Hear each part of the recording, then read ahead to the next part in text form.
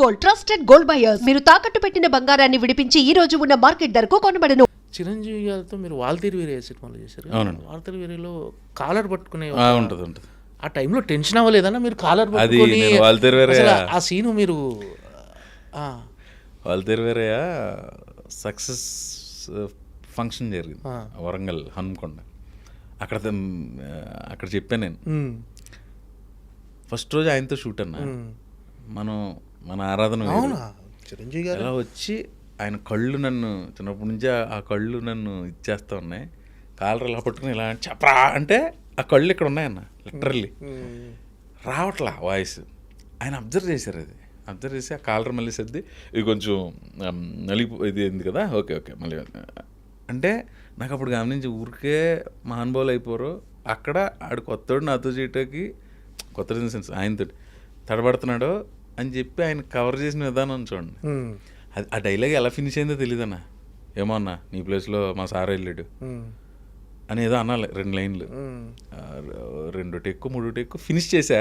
But okay విశ్వంబర్లో ఎక్కువ రోజులు పనిచేసి అవకాశం వచ్చింది చిరంజీవి గారితో. ఎలా ఉంటారా చిరంజీవి గారు? సూపర్. ఆయనలో ఉన్న బెస్ట్ క్వాలిటీ మీరు గమనించి అంటే అన్ని క్వాలిటీలు బెస్ట్ క్వాలిటీ మీకు నచ్చింది లేదండి. ఈ క్వశ్చన్కి అసలు ఆ యాంగిల్ ఎవడన్నా అలెంతడన్నా ఆయనతో స్పెండ్ చేసి టైం ఆ పెద్దోళ్ళు చిరంజీవి గారు కానీ బాలకృష్ణ గారు నాగ సార్ వాళ్ళతోటి అవకాశం వచ్చినప్పుడు మనకి ఎంతసేపు ఇలాగే ఉంటాం. మనం చూస్తా పెరిగాం కదా. సో వాళ్ళతోటి మనకు అవకాశం రావడం అదృష్టం కింద భావిస్తాం. మళ్ళీ అందులో అన్ని బెస్ట్ క్వాలిటీలే ఉంటాయి అందరిలోని.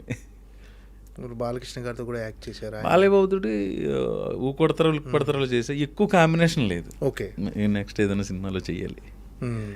నాగ్ సార్ తోటి రాజుగారి గారి 2 చేసాం ఎక్కువ. తర్వాత ఆయన బంగారాజు ఇలాంటివి చేసాం. కానీ వెంకీ సార్ తోటి సీతమ్మ వాకిట్లో ఎక్కువ ఈ మధ్యన పడలా మళ్ళీ నెక్స్ట్.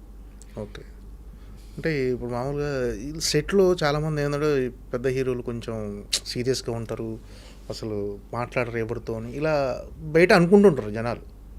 నాకు తెలిసి ఎవరు ఉండరేమో అలాగా. కానీ మాకు ఒక అడ్వాంటేజ్ ఉంటుంది.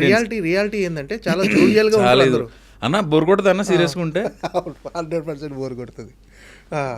మాకు ఇంకొక అడ్వాంటేజ్ ఏంటంటే కమెడియన్స్కి సరదా రెండే కూర్చోబెట్టుకుని మాడుతుంటారు. మాకు అదొక అడ్వాంటేజ్ ఉంటుంది. ఒక లెంగ్త్ దాటి జోక్ వేసినా కూడా కమెడియన్స్ కన్సిడర్ చేస్తారు.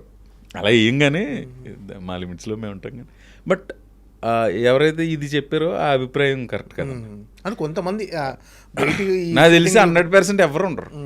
ఎప్పుడైనా అన్న మూడ్ స్వింగ్స్ ఉంటాయి, ఏదో టెన్షన్స్ ఉంటాయి ఇంట్లో. అప్పుడు ఎప్పుడైనా ఒక గంట చాలా సరదాగా ఉంటారు అందరూ. అన్న ఎవరైనా ఇప్పుడు నువ్వైనా నేను మన మనుషులం కదన్నా. మనం సీరియస్గా ఉంటే ప్రయత్నిస్తాం జీవితంలో. సరదాగా ఉండి సరదాగా పని చేసి సరదాగా ఫ్యామిలీతో స్పెండ్ చేయడానికి ట్రై చేసేది. ఇప్పుడు మన ఫ్రెండ్స్ ఉంటారు, ఫ్రెండ్స్ అందరూ బాధలు పంచుకుంటారు. బట్ బాధలు కోరుకుంటామా సంతోషాన్ని కోరుకుంటామా మనం? ఇంకేమైనా రామ్ చరణ్ గారితో ఎక్స్పీరియన్స్ కానీ? రామ్ చరణ్ గారితో శర్మతో నేను ఒక సినిమా చేశాను నాయక్ అని. అది కూడా 2 రోజులు అప్పుడే వెయిటింగ్ ఇంకో సినిమా కోసం. ఇంకో సినిమా అల్లు అర్జున్తో చేశారు. బన్నీర్తో చేయలేదు ఇప్పుడు దాకా. వెయిటింగ్ బన్నీ గారితో కూడా. నెక్స్ట్ ఎన్టీఆర్ గారితో రభస చేశారు. రభస, రామయ్య వస్తావా, జైలో కుసా. ఆయన ఎలా ఉంటారన్న సెట్లో వీళ్ళంతా సూపర్. ఓకే అంటే మా నెక్స్ట్ ఎన్టీఆర్ గారు, రామ్ చరణ్, ప్రభాస్, నెక్స్ట్ ఇంకా అందరితో చేశారు ఆల్మోస్ట్. చెయ్యని హీరో అంటూ లేడు ఆల్మోస్ట్. కాకపోతే ప్రభాస్తోని వెయిట్ అంటే ప్రభాస్తో ఇంకొక సినిమా బిల్లా తర్వాత చేయలే కదా. కుదరలే మరి. వస్తాయన్న ప్రయాణం.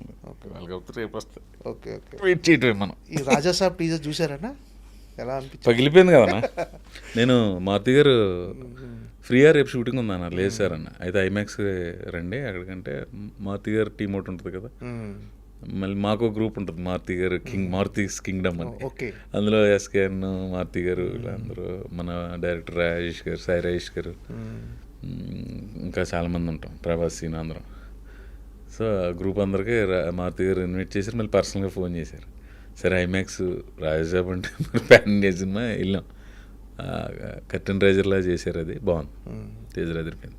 అంటే కొంతమంది హీరోలు అంటే యువ హీరోలు కావచ్చు ఎవరైనా తమ చుట్టుపక్కల నటించే ఆర్టిస్టులని అంటే వాళ్ళతో బాగా ట్యూన్ అయితే వాళ్ళకి వీళ్ళకి వేవులెంత కలిస్తే సినిమాలు కూడా రికమెండ్ చేస్తారంట. అది నిజమేనా? మామూలుగా బయట ఒక టాక్ వినిపిస్తుంటుంది అలా.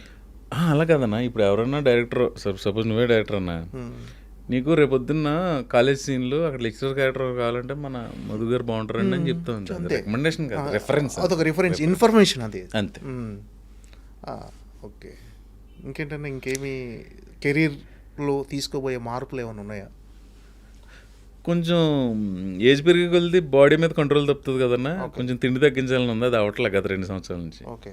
ఒకవేళ బాగా కడుపు కొట్టుకుని 10 రోజులు చేసినా, ఎప్పుడైనా వెక్స్ అయ్యో బిర్యానీ తిన్నామంటే 10 రోజుల డైట్ ఒక రోజుతో కవర్ అవుతుంది. ఓకే. మెటబాలిక్ రేట్ డౌన్ అయిపోతుంటుంది కదా ఏజ్ పెరిగి కొలిది. సో అదొకటి చేంజ్ తీసుకురావాలనుకుంటున్నా, ట్రై చేస్తాను. ఓకే. ఓకే. పెద్ద గ్లిమ్స్ చూసారన్నా రామ్ చరణ్ గారు? అన్న ఎక్స్ట్రాడినరీ అన్న. ఇంకా అంటే ఇదేదో మీరు తరుణాదర్శన అడిగినట్టు నేను చెప్పలేను, కానీ పెద్ద గ్లిమ్స్ ఎవరికి నచ్చదన్నా, అదిరిపోయిందన్నా. మామూలుగా లేదు. చేసుకుంటున్నాం అంతే ఆనందం అంతే.